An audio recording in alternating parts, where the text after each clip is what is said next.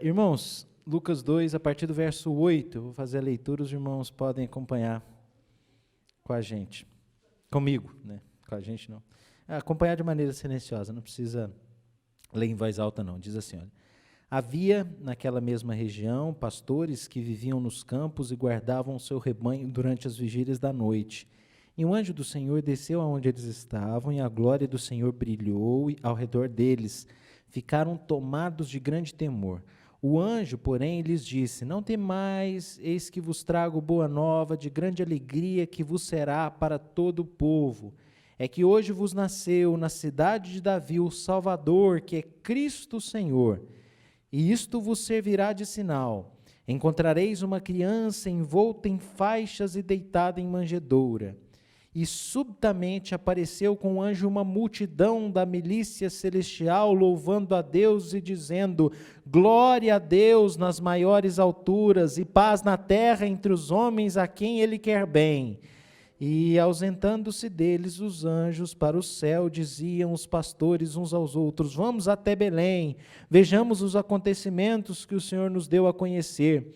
Foram apressadamente, acharam Maria e José e a criança deitada na manjedoura, e vendo-o, divulgaram o que lhes tinha sido dito a respeito desse menino.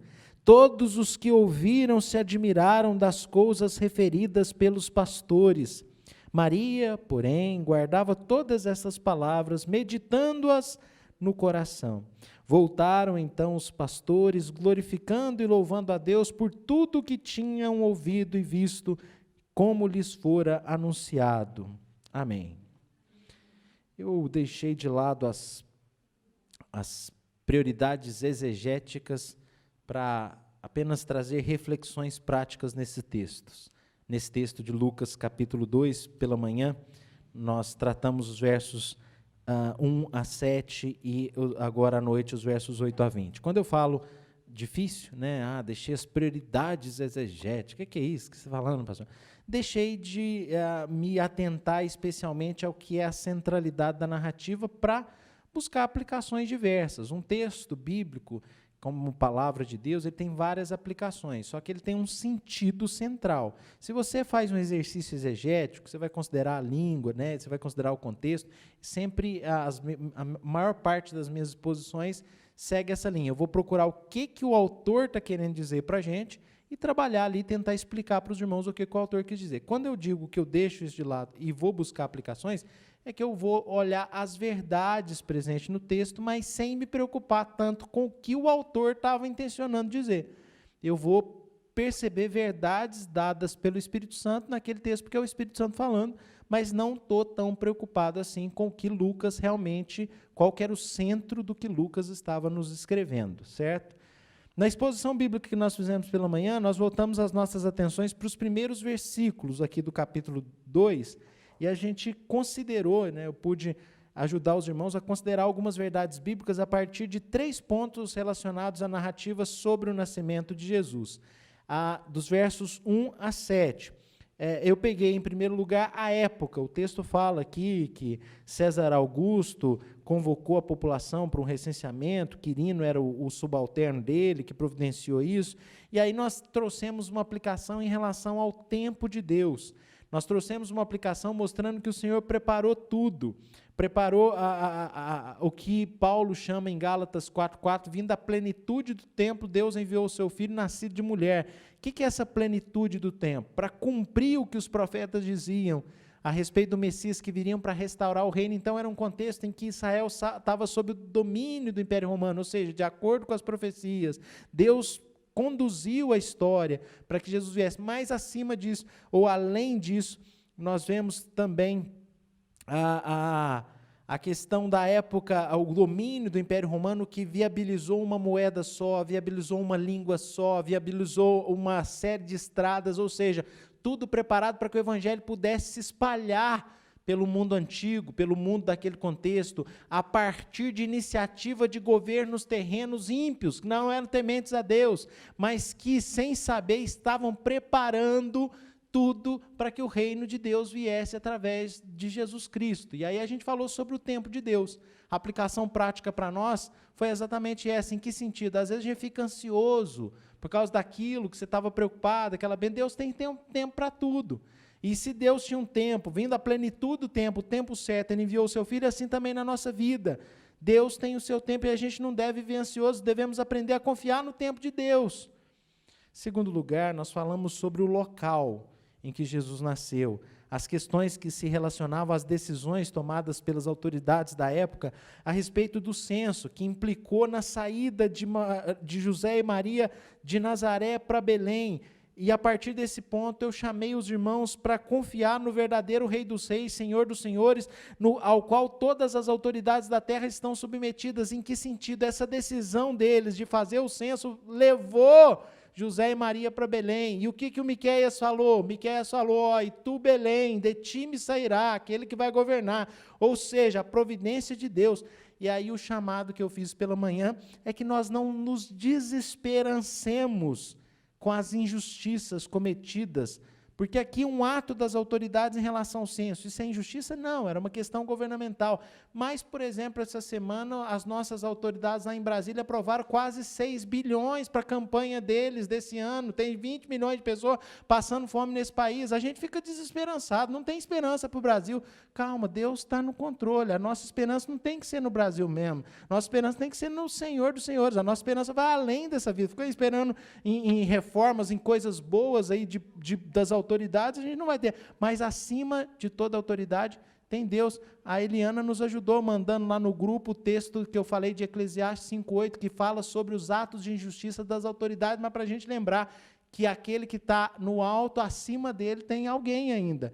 Então, vamos confiar em Deus, descansar no Senhor e esperar nele, porque em relação às autoridades terrenas não adianta esperar não. E em terceiro lugar, por último, nós falamos sobre as circunstâncias do nascimento de Jesus, o fato de Jesus ter assumido uma condição de significativa pobreza, como através disso, Jesus santifica e honra essa condição, né, de pobreza. Deus não faz acepção de pessoas, Deus olha para o coração das pessoas, Deus não olha para o bolso das pessoas. Quem olha para o bolso dos homens são os próprios homens, que oferecem tratamento diferente com base nos bens que alguém possui ou não. Eu dei o exemplo que às vezes você é tratado melhor ou pior, dependendo da roupa que você está vestindo no lugar que você vai. Aqui em São Paulo tem demais disso. Não que outras regiões não tenham, mas aqui eu e o Fernando ficamos assustados quando a gente chegou. Se você ir de chinela havaiana, você não é bem atendido, não. E Jesus nasce de uma maneira simples, e isso faz com que a gente perceba que Deus, os homens podem fazer exceção, Deus não faz, não interessa se você é pobre, não. Né? E é exatamente nesse tom que a gente inicia a nossa abordagem agora nessa noite, sobre esses versículos lidos, e eu quero falar sobre algumas questões que nós vamos poder aprender aqui com os pastores de Belém e com os anjos também. Estes personagens que estão aqui claramente, expressamente presentes na narrativa do Evangelho sobre o nascimento do Senhor Jesus, e que, através deles, nós podemos aprender algumas coisas. Então, pela manhã aprendemos sobre, tivemos lições a partir do tempo, do local e das circunstâncias do nascimento de Jesus. Agora, à noite, vamos aprender a partir desses personagens aqui que são centrais, né, nessa parte dos versos 8 a 20, tanto que são centrais, e não é só eu que estou dizendo, a própria edição aqui, Revista Atualizada, coloca como título dessa pequena parte do Evangelho de Lucas, eu não estou falando para você confiar nisso aqui não, porque às vezes coloca como título que não tem nada a ver com o que está falando ali, mas aqui colocou como título o quê? Os anjos e... está aí, como título, porque eles são centrais nessa narrativa. O que a gente pode aprender? Para contextualizar e a gente entender melhor, precisamos considerar o fator cultural relacionado ao nascimento do filho de um rei. Normalmente, o nascimento de um filho de um rei é uma ocasião de grande alegria, de festividades públicas.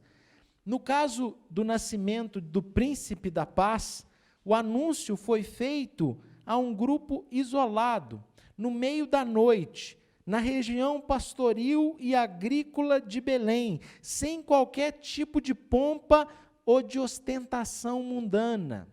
Daí vem a primeira lição que eu quero propor para a gente aprender a respeito dos anjos e dos pastores. E eu queria, então, propor a primeira lição com uma pergunta. Quem eram os que primeiro receberam a notícia de que Jesus nascera? Quem eram?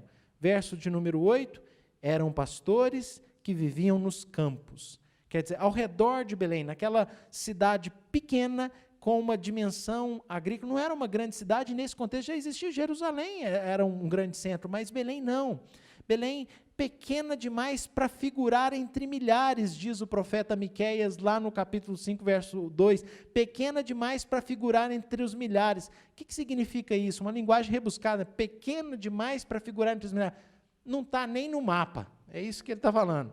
Porque se você pegar milhares de cidades, ela não vai aparecer. Ela é pequena demais para figurar entre outras. Ela não aparece, é igual Jaci, onde eu trabalhei, mas agora aparece, porque tem o Google Maps. Meus irmãos, foi a pastores dessa pequena cidade, dessa região agrícola, não foi a autoridades da época. Foi a pastores e não a líderes religiosos da época, não foi aos escribas, aos fariseus, não foi ao imperador, não foi aos governadores, foi a pastores, não foi a elite da época que apareceu um anjo proclamando, mas o anjo apareceu proclamando, verso 9, hoje vos nasceu na cidade de Davi o Salvador, que é Cristo o Senhor. Meus irmãos, quando eu penso para quem foi anunciado essa realidade, me vem à mente a pergunta que Tiago faz na sua epístola. Tiago, capítulo 2, verso 5, ele diz assim, não escolheu Deus os que para o mundo são pobres, para serem ricos em fé e herdeiros no reino que ele prometeu aos que o amam? Não foi Deus, não escolheu Deus os que para o mundo são pobres, para serem ricos em fé e herdeiros do reino que ele prometeu aos que o amam? Meus irmãos, onde fica a teologia da prosperidade diante de uma pergunta dessa de Tiago? Mas Deus não escolheu os que para o mundo são pobres, para serem ricos em fé e herdeiros do reino que ele prometeu? Como nós falamos pela manhã, meus irmãos, a pobreza e uma posição humilde a ninguém priva dos privilégios espirituais. As coisas do reino de Deus geralmente ficam ocultas aos grandes e nobres, elas são reveladas aos pobres. Na maior parte das vezes, Deus escolheu pessoas simples, como Moisés, que assim como estes pastores de Belém, cuidava dos rebanhos, dos seus rebanhos. Não, nem rebanho tinha, cuidava dos rebanhos do sogro Jetro, mas Deus aparece para ele na sarça ardente. Ele não era importante mais, ele foi, mas Deus fez com que ele descesse da sua posição de príncipe do Egito, numa posição de pobre pastor no deserto de Midian, e ali Deus levanta aquele homem simples, não sabia nem falar. É ele que diz, eu tenho a boca dura. Meus irmãos, Gideão estava malhando trigo quando Deus o chamou para liderar o exército, era agricultor, tal qual esses pastores, é gente simples. Eliseu estava arando a terra, um homem simples da agricultura que foram grandemente honrados com o chamado direto e com revelações que vieram da parte de Deus, assim como esses pastores de Belém. É mentira do diabo que cristianismo é coisa para pessoas ricas, para burgueses, como diz certas ideologias. É mentira do diabo que porque seguimos a Jesus devemos ser ricos e conquistar e ter e ganhar e ser próximo. Meus irmãos, pobreza não é um mal, mal é ganância. Mal é a riqueza com ganância, pobreza não é mal não. Meus irmãos, no reino, os últimos são os primeiros. E os primeiros são os últimos. Essa é a primeira lição que a gente aprende aqui com os pastores de Belém. Mas eu proponho uma segunda lição, que nós podemos aprender agora com os anjos, não mais com os pastores. Seriam através das palavras dos anjos. Quais foram as primeiras palavras do anjo que apareceu aos pastores naquela noite? Veja o versículo 10. Eis que vos trago boa nova de grande alegria, que será para todo o povo. Boa nova. O que significa boa nova? É o termo evangelho. Na verdade, a palavra evangélio, no grego, na tradição, assim, se você buscar o significado etimológico, eles chamavam de evangelho um presente que era dado para alguém que trazia boa notícia. Coisa cultural, costume. Você trazia uma boa notícia, uma boa nova, uma novidade, uma coisa boa, a pessoa ganhava um presente. Quer dizer, estou feliz, e era uma questão cultural. Apropriaram-se, então, dessa palavra para tudo que era boa notícia. E a boa notícia passou a ser chamada de evangelho, que é boa nova. E aqui os anjos vêm, então, trazer a boa nova, o evangelho, uma boa notícia. E eu perguntaria, há melhor notícia do que essa? Qual? De que a escuridão chegava ao fim? Para a terra que estava nebulosa, um menino nasceu, diz Isaías. Não vai ficar escura mais. O caminho para a paz com Deus, para o perdão, estava sendo aberto a todos os homens. A cabeça de Satanás estava para ser esmagada. A verdadeira liberdade aos cativos estava para ser estabelecida, a liberdade do pecado. A justiça de Deus seria revelada ao mesmo tempo que o seu próprio amor lá na cruz do Calvário. A justiça de Deus contra o pecado, o amor de Deus ao pecador. Um Deus que é todo amor e todo justiça. Que coisa maravilhosa! A salvação, meus irmãos, não seria mais vista através das figuras do Antigo Testamento, agora se materializava na pessoa de Cristo. O conhecimento de Deus não ficaria limitado mais a um povo apenas, mas a graça era oferecida aos gentios, a todo mundo. A pedra angular do reino de Deus estava sendo lançada. Se essas não eram boas novas, jamais houve novas que merecessem esse nome. Outra lição que eu gostaria de propor com os irmãos através da leitura desse texto é através da seguinte pergunta: quem foram os primeiros a adorar a Deus quando Jesus nasceu? Quem foram os primeiros a adorar a Deus? Veja o verso 13 e 14. A milícia celestial, exatamente, Regina. O verso 13 diz que subitamente apareceu com o anjo que já estava ali, uma multidão da milícia celestial, quer dizer, mais anjos louvando, uma multidão de anjos louvando a Deus e dizendo: glória a Deus nas maiores alturas, paz na terra entre os homens a quem Ele quer bem. Meus irmãos, anjos que nunca pecaram, anjos que não precisavam de um Salvador, foram os primeiros a adorarem naquela madrugada. O primeiro hino de Natal foi cantado por uma milícia celestial e não por um coral cristão, como nós conhecemos hoje, como já tivemos aqui cantatas, mas foi um coral de anjos que cantou naquela madrugada. E esse fato descortina aos nossos olhos como que preciosos servos são os anjos de Deus. Por quê, meus irmãos? Tudo que o seu Senhor celestial faz interessa aos anjos, agrada aos anjos e faz os anjos adorarem. Mas vejam que o conhecimento dos anjos é profundo em relação ao pecado. É profundo em relação a como o pecado afetou a criação.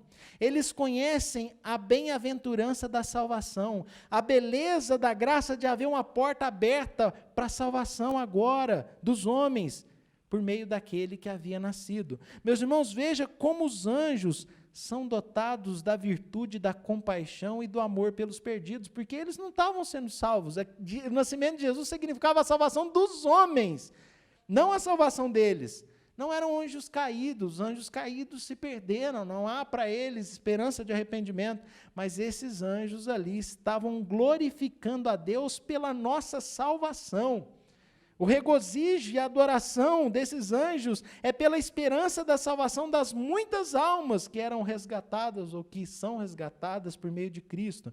Meus irmãos, eu creio que o pecado cometido pelos nossos pais lá no Éden nos privou de virtudes que são encontradas nesses anjos que não pecaram, que não caíram. Era para ter em nós o mesmo sentimento que nós vemos nessa narrativa estar presente nesses anjos. Que sentimento é esse? Nós não temos mais essa mesma habilidade dos anjos de nos preocupar com os outros, tais como esses anjos aqui, puros, demonstram se preocupar. Eles estão glorificando pela nossa salvação.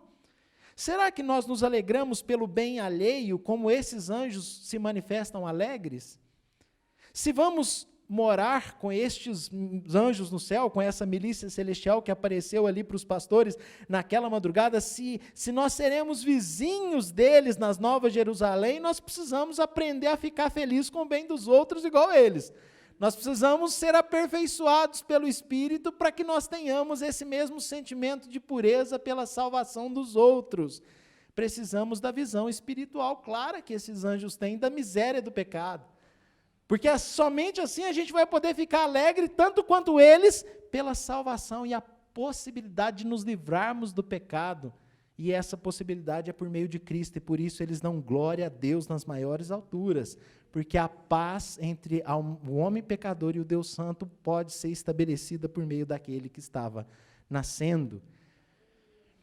Gostaria que pudéssemos aprender com esses anjos sobre a compaixão pelos perdidos. Esse texto é missionário, compaixão pelos perdidos. Mas eu queria que nós aprendêssemos algo mais com os anjos, através de uma nova pergunta. Qual que era a letra do primeiro hino de Natal cantado na história? Glória a Deus, nas maiores alturas, paz na terra, aos homens a quem Ele quer bem. Essa é a primeira letra do hino, do primeiro hino natalino. E ela expressa a centralidade da revelação. Você é o centro do coração de Deus. Não. O centro da revelação não somos nós. Qual que é o centro da revelação, da palavra? Qual que é o centro? A glória de Deus. Você não tem centralidade nenhuma, é a glória de Deus. A redenção que os anjos estão vendo acontecer e se materializar através da encarnação do Verbo, é respondida pela milícia celestial com glória a Deus nas maiores alturas. Esse é o centro da revelação. Deus nos revelou que o centro de tudo é Ele mesmo. Então você não é, meu filho, o centro do coração de Deus. É Ele, é o centro de tudo. Paulo expressou isso com muita clareza para nós na Epístola aos Romanos, capítulo 11, verso 36, repitam comigo, dele, por meio dele e para ele são todas as coisas, a ele, pois, a glória eternamente. Amém. Você quer glória própria? Não é esse Deus da Bíblia. Quem quer aparecer, quem quer brilhar, não é com esse Deus da Bíblia, porque é só Ele. João Batista, que Ele cresça, não é para mim aparecer, é para que Ele seja glorificado em todas as coisas, e assim que os anjos respondem à redenção, glória a Deus nas maiores alturas. É impressionante como a vinda de Cristo e a sua morte na cruz nos revelam e glorificam os atributos de Deus que eu falei. A justiça, a santidade, quer dizer, a justiça contra o pecado através do sofrimento vicário do Salvador. Deus teve prazer em moê-lo. Isaías 53 diz, Deus agradou em moê-lo, fazendo enfermar. Justiça.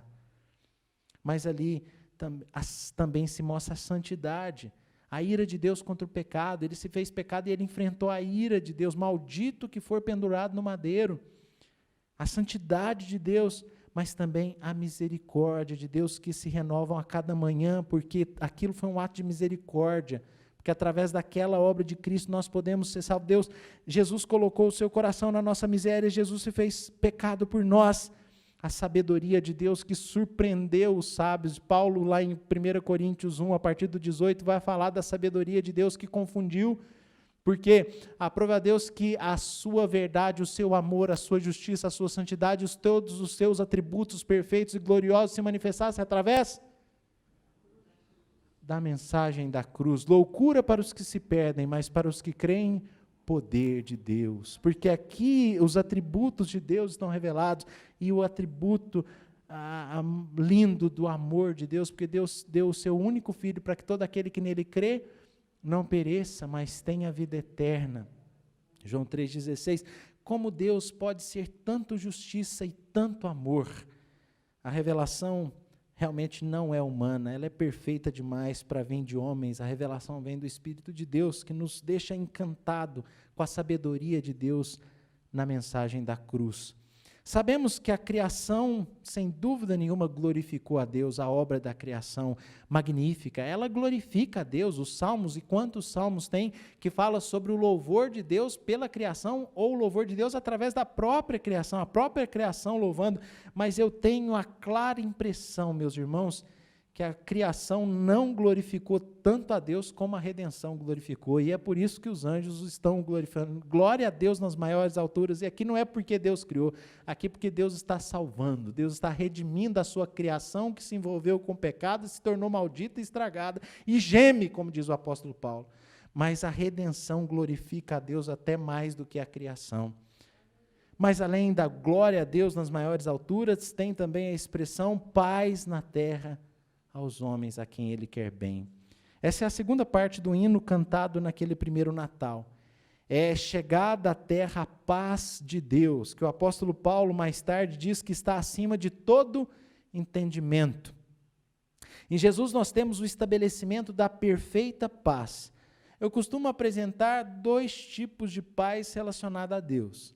Uma que Paulo nos fala claramente lá em Romanos 5:1.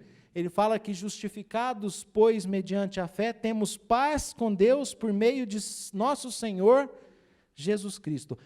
Paz com Deus. Por quê? É estabelecida a paz entre o Deus Santo e o homem pecador. O pecado nos fazia inimigos de Deus, uma vez que Cristo se fez pecado por nós, sofreu a condenação pelo pecado, nós podemos ser justificados mediante a fé e não somos mais inimigos de Deus. Em Cristo se estabelece a paz com Deus. Essa inimizade é quebrada pela obra de Cristo, que nos coloca em comunhão com Deus. Podemos adentrar ao Santo dos Santos, porque pela carne de Cristo, diz o escritor de Hebreus, o véu foi rasgado, o véu do santuário, assim como a carne de Cristo foi rasgada, o pecado foi pago, a dívida foi paga, e nós podemos adentrar na presença de Deus, e essa comunhão com Deus nos leva a um outro nível de paz, paz na terra entre os homens. Que paz é essa? É a paz com Deus por meio da justificação, através da fé em Jesus, mas é também a paz que provém da comunhão que eu posso ter com Deus por meio de Jesus. E que paz é essa? João 14:27, deixo-vos a paz, a minha paz vos dou, não vou lá dou como a dá o mundo, não se turbe o vosso coração, nem se atemorize. Em Cristo podemos ter perfeita paz. Se você não consegue ter paz, intensifique a comunhão com Jesus, porque quem prometeu foi Ele, eu vos dou a minha paz vos dou. É evidente que você, que ainda não resolveu o problema da inimizade, se alguém me ouve e não resolveu o problema da inimizade pela fé em Jesus Cristo, sendo justificado e tendo paz com Deus, não pode ainda ter a paz de Deus que vem por meio da comunhão que se vive quando você crê na obra de Cristo, quando você se arrepende dos seus pecados, quando você entra numa comunhão com o Pai e desfruta da paz de Deus. Ou seja, a paz de Deus não pode ser desfrutada sem primeiro se estabelecer a paz com Deus, por meio da fé. E a paz de Deus é obra do Espírito, ou seja, é comunhão. É impossível que você venha desfrutar a paz de Deus sem estabelecer a paz com Deus, se arrependa dos pecados e crê em Jesus, seja justificado, seja visto como justo diante de Deus, porque a obra de Cristo é suficiente para a remissão de todos os nossos pecados. O último ensino que eu quero chamar os irmãos a considerar através desse texto vem novamente por parte dos pastores. Eu queria perguntar aos irmãos qual foi a reação dos pastores diante da revelação que eles receberam. Veja o verso de número 15. Ausentando-se deles os anjos para o céu, diziam os pastores uns aos outros: vamos até Belém e vejamos os acontecimentos que o Senhor nos deu a conhecer. Verso 16, foram apressadamente e acharam Maria, José e a criança deitada na manjedoura. Meus irmãos, que fé, que obediência. O que eles receberam? Uma revelação de Deus. Veja, acontecimentos que o Senhor nos deu a conhecer. Lembra que o escritor de Hebreus escreve lá em Hebreus capítulo 1, verso 1, ele fala assim, outrora havendo Deus, outrora falado de muitas maneiras aos pais, pelos profetas, Deus envia anjos, nos últimos dias nos fala pelo Filho, mas aqui, aos anjos, de maneiras de muitas maneiras, é que pelos anjos Deus deu a conhecer a esses pastores uma revelação muito especial, uma boa nova, a boa nova do nascimento de Jesus, a boa nova da paz, da glória a Deus, da paz, da redenção, é que hoje vos nasceu, verso 11, na cidade de Davi, o Salvador. Então o Salvador nasceu, a esperança nasceu, e eles ouvem essa revelação, e como eles agem, os anjos somem, e diante dos acontecimentos que o Senhor nos deu a conhecer, verso 15, o que faremos? Eles apressadamente seguem a revelação do Senhor, a revelação que lhes foi dada, e eles então encontram em Belém a criança deitada na manjedoura. Fé e obediência, mesmo com uma notícia estranha, improvável, o Salvador nasceu em Belém, na pequena Belém, eles imediatamente agiram com base no que lhes foi revelado. Eles vão a Belém com toda pressa, diz o texto, encontram tudo exatamente como for anunciado. Meus irmãos, a fé simples destes homens simples foi ricamente recompensada. Estes homens foram os primeiros dentre a humanidade, tirando José e Maria, evidentemente, a verem com os seus próprios olhos o Senhor do universo encarnado, a reconhecer o Deus eterno em figura humana. Diz o texto bíblico, diz a revelação que ele foi reconhecido em figura humana. Paulo diz em Filipenses capítulo 2, a partir do verso 9, se humilhou, subsistindo em forma de Deus, não julgou como usurpação ser igual a Deus, antes a si mesmo se esvaziou, se humilhou e foi reconhecido em figura humana. Por quem? Por pobres pastores de Belém. Gente simples, homens simples, que apenas acreditaram numa revelação que lhes foi dada e tiveram a fé compensada. Veja o verso 17, vendo-o, divulgaram o que lhes tinha sido dito a respeito daquele menino, a respeito desse menino. Todos que ouviram se admiraram das coisas referidas pelos pastores. Verso 18. Meus irmãos, a gente vai perceber que a visão que esses pastores tiveram, porque simplesmente receberam uma revelação de Deus, creram na revelação de Deus, obedeceram à revelação de Deus, caminharam pela revelação de Deus e tiveram a fé recompensada. É isso. Gente simples, como nós, como eu e você, que receberam uma revelação de Deus. Está aqui a revelação. É basta obedecer, confiar, caminhar apressadamente, espontaneamente. Eles tiveram a fé, a obediência, a confiança recompensada, porque, como eu disse, foram os primeiros a reconhecer o Verbo encarnado, Deus eterno em figura humana. O texto, o verso 19, daria muitas aplicações, e eu não vou me deter a elas voltando, porque o nosso ponto aqui é aprender com anjos e pastores, e eu quero aprender com esses pastores, né, que a gente já tem aprendido bastante, o verso 20, porque diz que eles voltaram glorificando e louvando a Deus por tudo que tinham ouvido e visto, como lhes fora anunciado. A visão foi tão preciosa que eles tiveram, que a narrativa aqui de Lucas termina nos falando como todas essas experiências vividas por esses homens simples impactaram a vida destes homens de maneira especial, que eles passam então a glorificar, a louvar a Deus por tudo que eles tinham vivido naquela noite inesquecível. Gente simples, que tem experiência com Deus numa noite inesquecível. Quem sabe você pode olhar para trás e lembrar de uma noite inesquecível que Deus te visitou, ou de um dia inesquecível, ou de uma manhã lá na pia lavando os pratos, ou de uma tarde em oração, ou numa visita, ou numa conversa com alguns crentes, companheiro de caminhada, ou num ambiente familiar que Deus te visitou, ou naquela hora preciosa ali da oração, ou naquela luta desgraçada, mas que Deus te visitou e aquilo fica marcado. E eu me lembro das minhas noites inesquecíveis, uma delas foi na beira da rodovia, pegando carona, em que Deus me visitou, quando eu ainda era estudante universitário. Meus irmãos, com a simplicidade, eu quero terminar, evidentemente, agora a conclusão. E, em primeiro lugar, com a simplicidade dos pastores, aprendemos que a pobreza e uma posição humilde a ninguém priva dos privilégios espirituais. As coisas do reino de Deus geralmente ficam ocultas aos grandes e nobres, sendo reveladas aos pobres. Ser rico e ganancioso é mal, mas não há mal nenhum em ser pobre. Pelo contrário, A riqueza leva muito mais almas ao inferno do que a pobreza. Segundo lugar, com os anjos nós aprendemos como é preciosa a notícia que eles traziam. Normalmente os noticiários trazem muito mais notícias ruins do que boas, mas Deus reservou para aqueles que creem a mais preciosa boa notícia, boa nova, ou o Evangelho da graça. Nesse Natal, novamente, podemos trazer às pessoas, à nossa volta, uma boa nova em meio a tanta notícia ruim que inunda as nossas vidas. A boa notícia é Jesus, esperança para quem quiser crer e ter comunhão com Deus. Com os anjos, aprendemos sobre a alegria pelo bem alheio.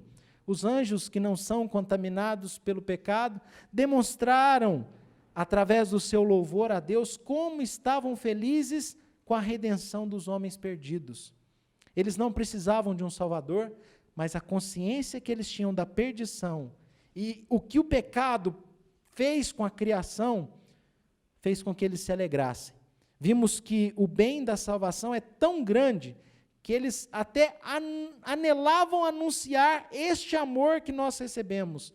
No texto de Pedro, lemos pelo apóstolo Pedro no início desse culto que as coisas que os profetas falavam, inquiriram, perguntaram, mas que estava destinada a nós. Pedro diz que os anjos queriam viver a experiência de redenção que nós vivemos através de Jesus. Os anjos anelam por escutar, e é por isso que eles louvam pela redenção que foi manifesta naquela noite de Belém. Coisa maravilhosa. Precisamos ter o mesmo amor pelas almas perdidas que os anjos demonstram. Com os anjos e o primeiro hino natalino, nós aprendemos a centralidade da glória de Deus na redenção. Como eu disse, você não é o centro do coração de Deus. Ele é o centro de tudo e deve ser o centro do seu coração. Amarás a Deus de toda a tua força, de todo o teu coração, de todo o teu entendimento. É Ele. É a glória dEle. Através do primeiro hino natalino, nós aprendemos como que a redenção glorifica a Deus até mais do que a própria criação. Através do hino dos anjos, aprendemos sobre a importância de, pela fé em Jesus, vermos estabelecida a nossa paz com Deus por meio da justificação, através da qual entramos em comunhão com o Pai e podemos desfrutar da paz de Deus. Uma paz que somente Ele pode dar. E por último, aprendemos sobre fé e obediência com os pastores de Belém. Aprendemos a confiar no que Deus nos revela. Aprendemos como contemplar a encarnação do Verbo pelos olhos da fé. E isso pode encher a nossa vida de louvores a Deus, como aconteceu com aqueles homens. E esse é o tempo, para que com os olhos da fé, contemplemos nessa data lembrada do nascimento do Salvador, a manifestação da graça, do amor, da salvação, da esperança que Deus traz por causa do seu amor à humanidade. Amém.